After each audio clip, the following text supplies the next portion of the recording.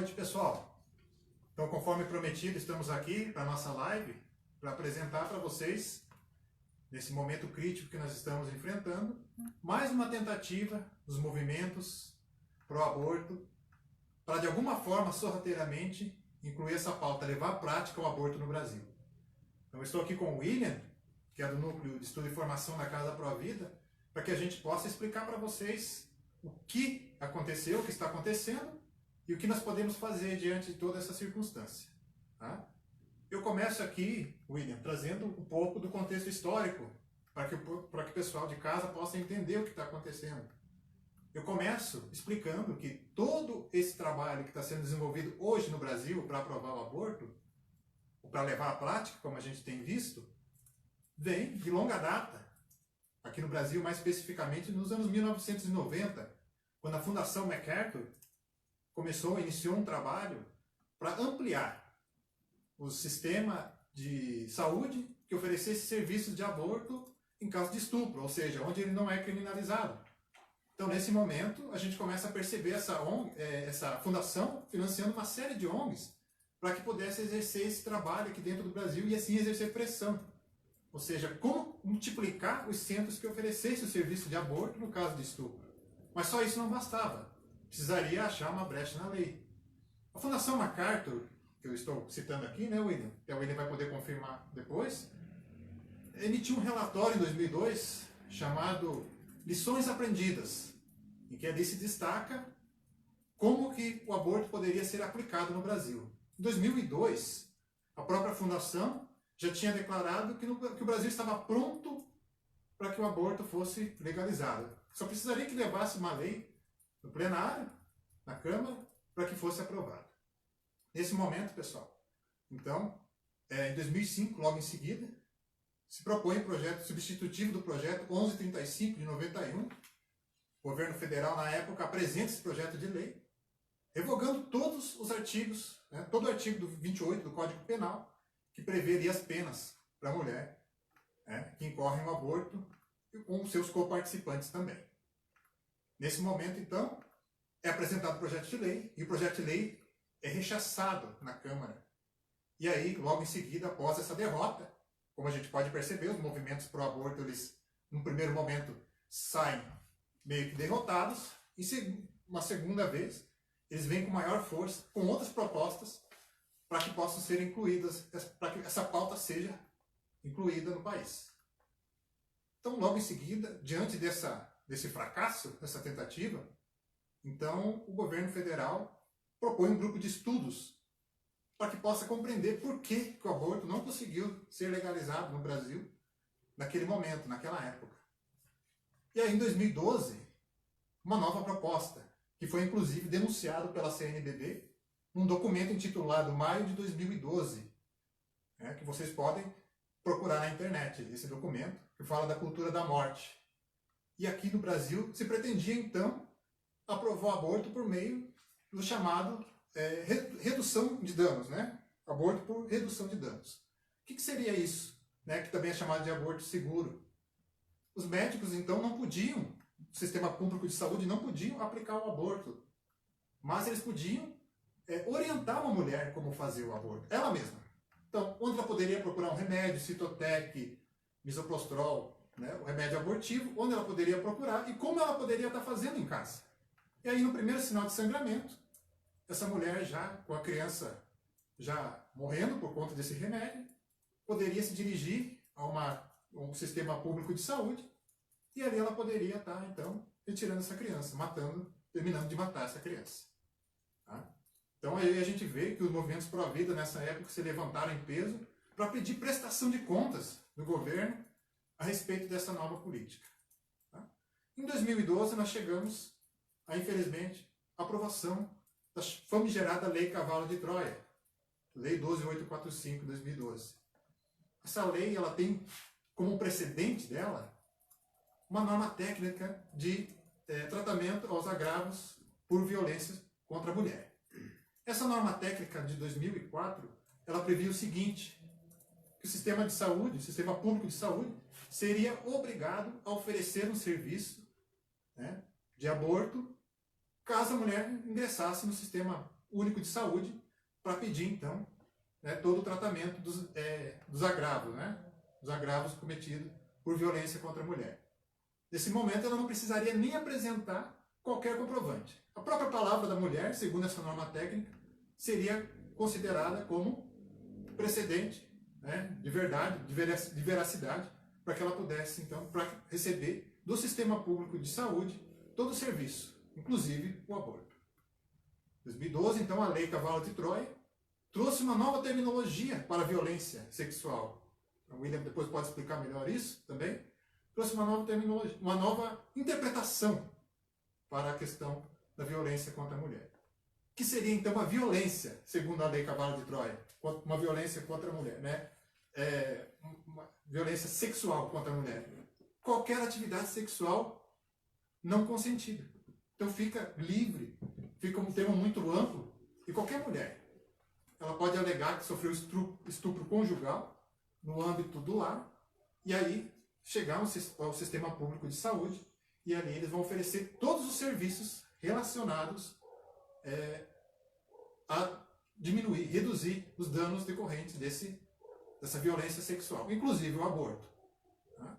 Muitas pessoas não acreditavam, muitos podem estar se perguntando, até inclusive, que isso é uma teoria da conspiração, mas uma prova muito plausível a respeito desse problema foi dado logo em seguida, logo que se aprovou a Lei Cavalo de Troia. Uma portaria do Ministério de Saúde, portaria número 415, previa nas tabelas do SUS um preço para o serviço de aborto, R$ 445. Vocês podem procurar a portaria 415. Então, R$ 445, se eu não me engano, era esse o preço para que uma mulher, então, em virtude da Lei Cavalo de Troia, em virtude da norma técnica Violência contra a Mulher, de 2004, receberia, então, serviço de aborto, teria esse direito a recorrer ao aborto, sem precisar de nenhum comprovante.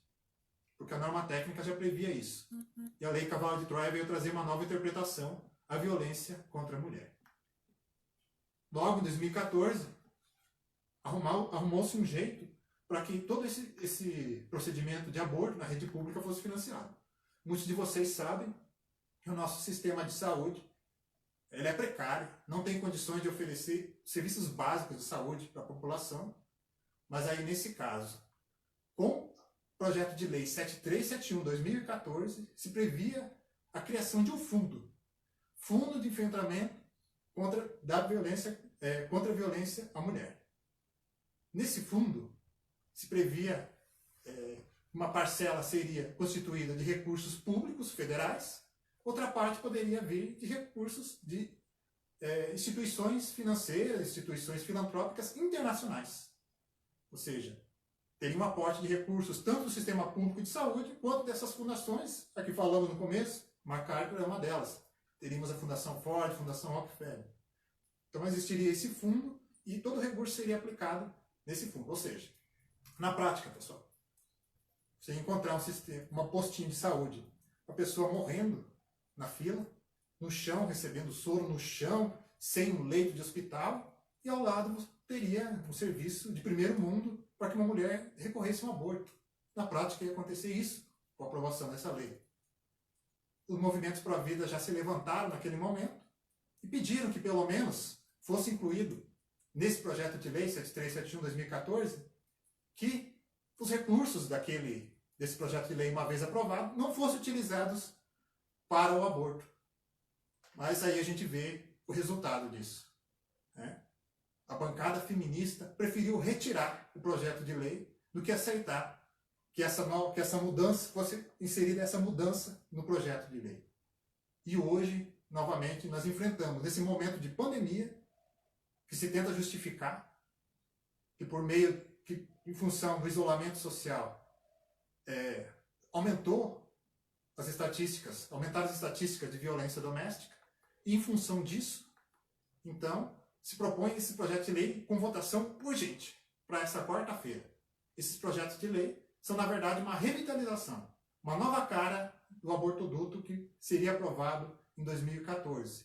E nós precisamos ficar atentos. O William vai agora explicar para nós um pouquinho de cada um desses projetos de lei e o que nós podemos fazer diante desse momento tão crucial para nós, que nós estamos já, então, às portas de que o aborto seja levado à prática no nosso país. Então, as mulheres vão poder recorrer ao aborto, bastando que chegue a uma instituição onde elas vão ser acolhidas e ali diga-se que sofreu violência sexual. Né? O William vai explicar melhor cada um desses conteúdos, nós vamos poder explicar cada um dos conteúdos dessa lei. William, por favor, você pode explicar para nós o conteúdo dessa lei, o teor delas em si? Claro. Boa noite a todos. Essa lei, ela vem principalmente como uma forma de tratar o nosso povo como uma pessoa, um povo que não tem memória. Como bem tratado pelo Juliano, em 2014, o projeto de lei 7371 fez com que houvesse a formação de um fundo, e esse fundo ele fosse aplicado principalmente para a execução da Lei Cavalo de Troia. Precisaria que as várias instituições, organizações não governamentais, viessem a obter valores do governo federal e também de instituições internacionais, e esses valores fizessem com que, aproveitando de toda a extensão do país, tivesse ali muitas e muitas organizações próprias, colocando equipamentos, colocando a atividade deles, o serviço deles, em favor da cultura da morte. Então, em 2014, essa situação ela foi prorrompida, ela foi prorrogada, e principalmente pela atuação do povo brasileiro, que fez pressão, e os parlamentares, na época, propuseram, então, uma emenda. Se vocês querem aprovar esse fundo, então que seja retirado qualquer tipo de atividade, essa atividade que venha a linkar com o aborto direto ou indireto provocado.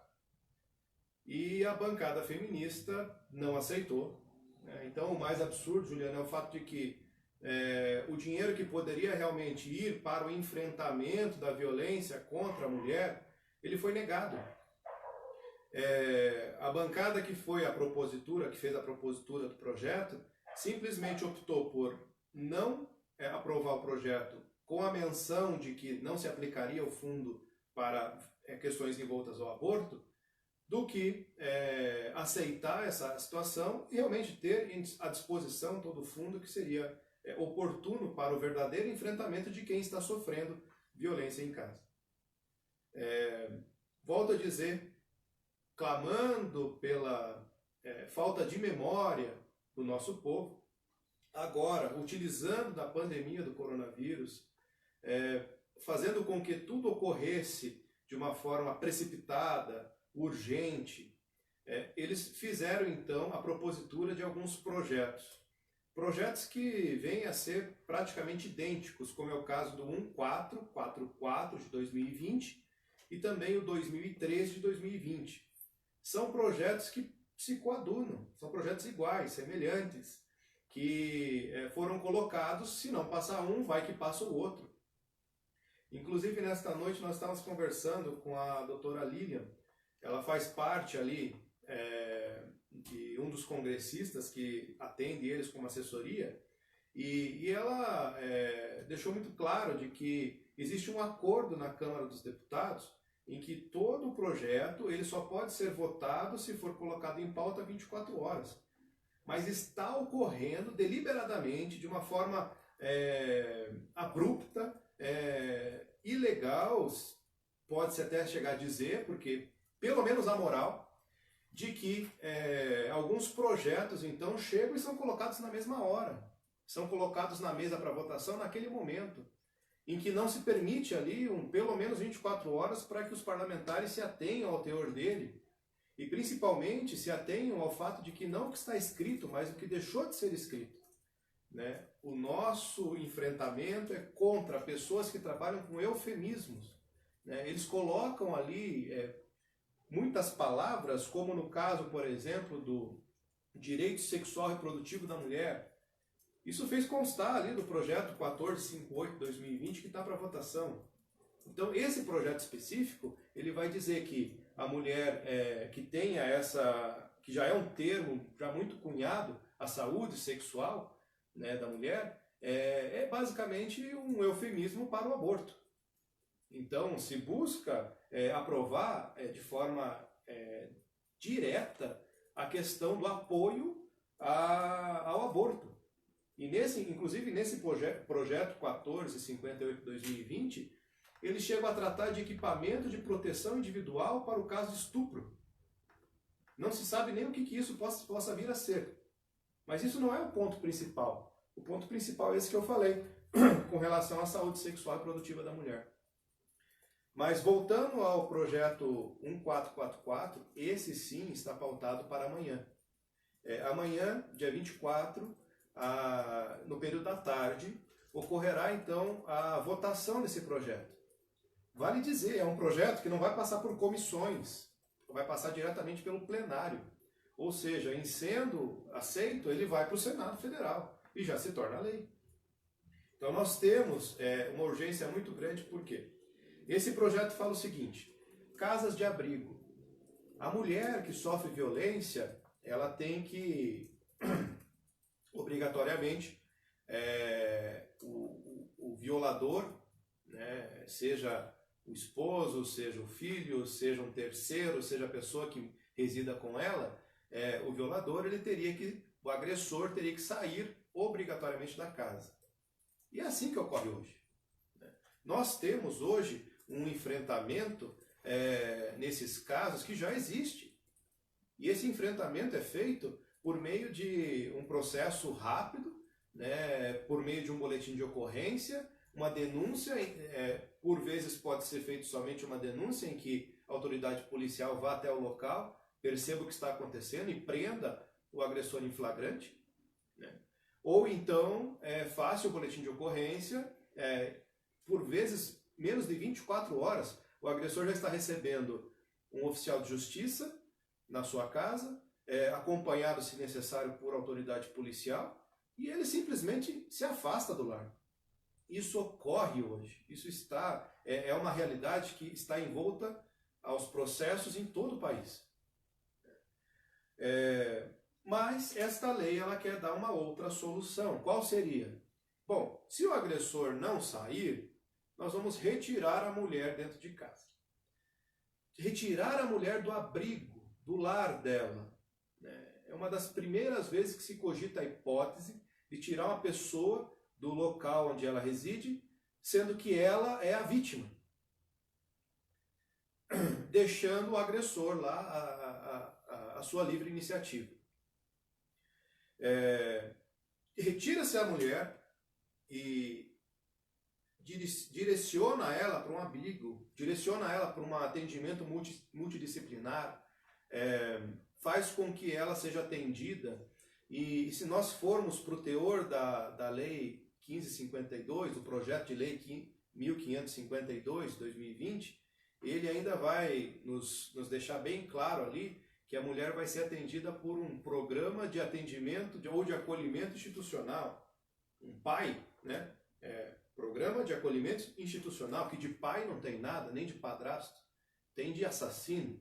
Porque o institucional aqui são organizações não governamentais que trabalham para a cultura da morte, que vão ter convênios com o poder federal, com o governo federal ou com os estados, que vão manter ali casas de apoio em lugares sigilosos, que levarão para lá as mulheres com a mera declaração ou relato do que aconteceu, de que não vai ser necessário ser registrado o boletim de ocorrência, que chegando lá a mulher poderá receber com todo o aparato do local onde eles estão, os equipamentos, as instruções, se não for, é claro, até mesmo de um certo modo, intimidado a fazer um aborto provocado. Importante lembrar, William, pegando esse gancho, muitas pessoas podem também estar achando, mas não vai acontecer isso, como que vai acontecer isso? Em 2009 nós tivemos um caso parecido lá na cidade de Alagoinha, no Nordeste brasileiro. Naquela oportunidade, uma menina, uma criança de adolescente de 12 a 13 anos, foi violentada pelo próprio padrasto, né? Eu acredito que seja uns 10 ou 12 anos, aproximadamente ela tinha, foi violentada por uma outra pessoa, Eu me lembro se era o padrasto, quem que é. E naquele momento, várias ONGs feministas vieram ao redor para levar essa menina, para que ela pudesse recorrer ao aborto. Inclusive, uma das ONGs, vocês podem pesquisar, que estavam envolvidos nesse momento, era a ONG Curumim. Acabou raptando essa menina, essa ONG acabou raptando essa menina e levando para o Instituto Materno Infantil, e lá realizou o procedimento do aborto. Isso em 2009. Agora imaginemos nesse tempo que a gente se encontra, o que essas ONGs organizadas não podem fazer para uma mulher. Se pelo menos não conseguirem fazer essa mulher realizar o aborto na própria clínica que esteja em poder deles, eles podem fazer isso que eu falei para vocês aí, da redução de danos, da política de redução de danos. Pode ensinar ela como realizar um aborto, ela mesma, e aí no primeiro sinal de sangramento ela recorreu ao sistema público de saúde para terminar, infelizmente, de matar a criança. Então é preciso que nós fiquemos atentos a essa questão. Essas ONGs, muitas vezes financiadas por organizações internacionais, o interesse delas não é auxílio à mulher. O interesse delas é controle populacional, é criar essa polêmica, trazer essa polêmica a público, para que as pessoas possam gradativamente aceitar o aborto. Como muitas pessoas têm usado aquele velho argumento, William, de dizer que não adianta você punir o aborto porque a mulher vai acabar fazendo de qualquer forma, que é uma grande mentira que a gente poderia estar explicando em outro momento. Mas o importante é a gente perceber que essas ONGs, elas têm esse interesse. E já acontece isso no Brasil. A gente já tem testemunhas de muitas ONGs que fazem esse tipo de trabalho, de convencimento de levar a mulher para um aborto. Então, só concluindo, então, realmente, esse caso é um caso de muito estudo, que o Juliano mencionou, e é uma prova efetiva. E o ponto principal aqui amanhã, então, nós teremos ali, no começo da tarde, uma votação, projeto 1444 de 2020, apenso a ele está o 2013, 2020 e mais alguns. Existe ali uma possibilidade de ser levado, inclusive, o 1552, porque ele já foi dado regime de urgência para ele. As votações são simbólicas, o que significa, então, que nós temos ali votações por líderes de bancada. Quem está presente são os 16 líderes e o presidente. Então, não temos ali a presença dos nossos deputados. O Paraná conta com um dos deputados apenas, com apenas um deputado que é líder de bancada, mas todos os outros, enfim, estarão presentes. E o ponto principal, na verdade, é que, em sendo aprovada esta lei, aqueles que são compromissados com a cultura da morte, eles terão à disposição um fundo, que é um fundo de segurança pública, um dinheiro que vem da segurança pública, para que eles possam arquitetar, então, várias operações no Brasil inteiro. Vale lembrar que a extensão do nosso país não permite uma fiscalização efetiva, então não se terá como descobrir ou acompanhar ou ter, não será o poder público que irá prestar esse serviço. O acolhimento institucional será feito por instituições privadas. E nós sabemos que instituições privadas hoje são ONGs, organizações não governamentais, financiadas por instituições internacionais, por fundações.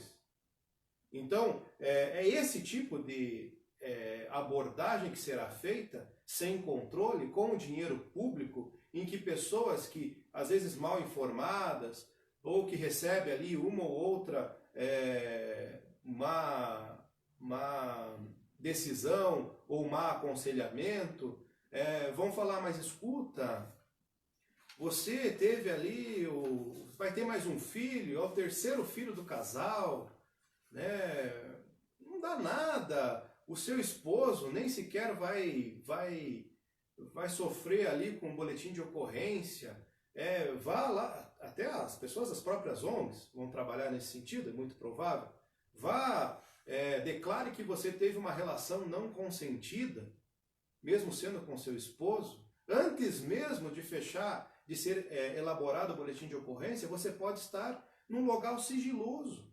Você vai permanecer lá durante um certo tempo, eles vão te dar todo o apoio que você precisa, e você vai resolver esse problema. Que o ponto principal é resolver o problema. Né? As consequências bastam ser suas. Vemos ali pelo vídeo da Sarah Winter, em que ela, na TV Lumine, por exemplo, foi lançado um documentário dela. Um vídeo espetacular. Né? Uma pessoa que queria, na verdade, o filho, quando realmente ela tomou o conhecimento que teria o filho, ali foi a cura e a salvação dela.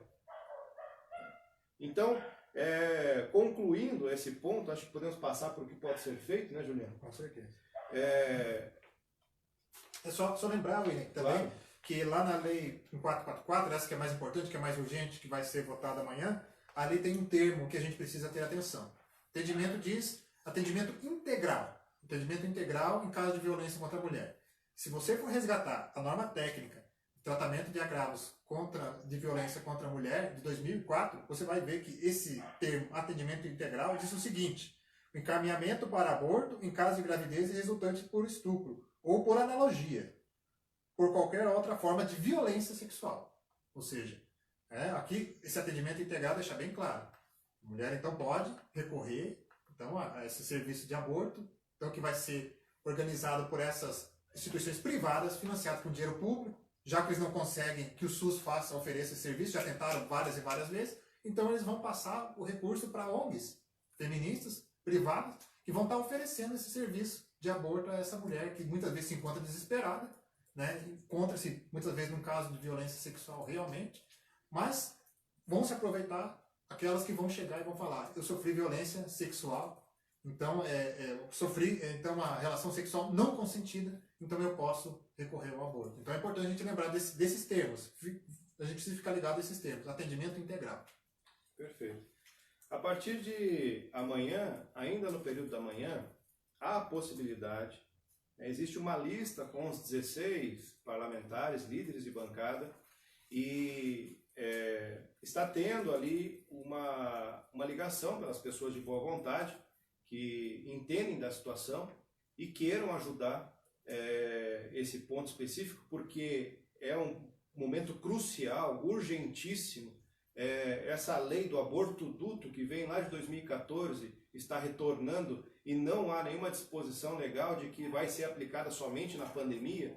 Né? Então, durante esse período vai ser a acomodação dos vários centros. Depois disso, com certeza, eles não vão desativar, mesmo porque a própria lei não determina que seja desativado esses centros depois que a pandemia tenha retirado.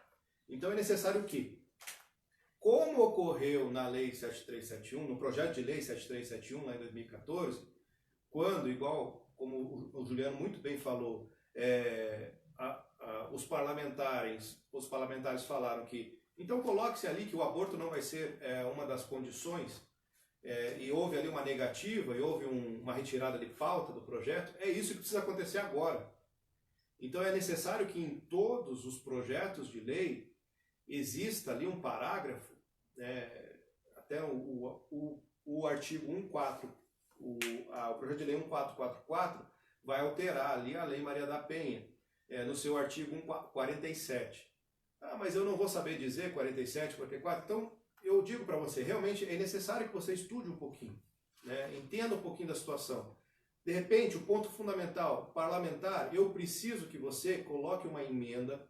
Essa emenda tem que ser para que esse projeto de lei 1444, seus apensos, não possua nenhum tipo de aproveitamento do valor, ou seja, aquele fundo, o dinheiro que está dito ali, não seja aplicado de forma alguma para serviço, para atividade, para equipamento, direto ou indireto com relação à promoção do aborto provocado.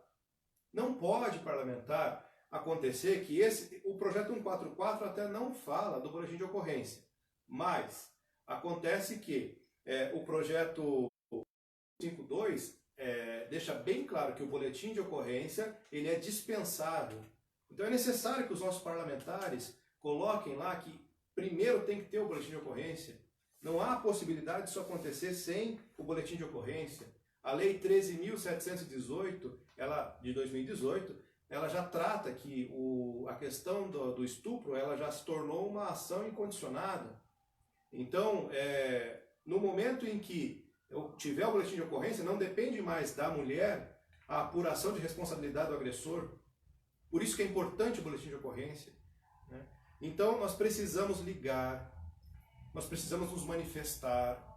Amanhã, se você puder, deixe a sua manhã disponível para isso. Esta noite, se possível, vá nas redes sociais. Vocês têm ali, vai ter na descrição desse vídeo, possivelmente, todas as relações dos deputados, das redes sociais, dos e-mails, dos telefonemas. Amanhã de manhã já pode começar a telefonar, falar com cada um deles. Ah, mas não é do meu estado, não interessa. Você pode cobrar pelo povo brasileiro. Nós sabemos que as redes sociais ligam as pessoas em todo o Brasil. Você pode muito bem falar para o teu parente que mora em Rondônia que o seu parlamentar, aquela pessoa que você votou, não deve mais representar os interesses dele, porque não é um parlamentar pró-vida. Porque ele é um parlamentar voltado para a cultura da morte, porque ele não se manifestou nesse momento, porque ele não apresentou uma emenda. E depois nós pensamos em municiar você de informações para saber realmente quem que foi, o que aconteceu, se nós tivermos realmente êxito. E se tivermos êxito, os parlamentares foram a nosso favor. Se não foram, nós vamos ter que brigar, lutar, fazer todo o empenho no Senado Federal. Então, é isso que nós precisamos, que vocês atuem nesse sentido, né? Eu comentei do projeto de lei 1458, se porventura forem comentar dele, falem, esse projeto de lei não pode ser aprovado, nem com emenda, nem sem. O 1444, ele sim, se aprovado, desde que conste ali a questão do aborto, né, que os recursos não vão ser destinados para o aborto.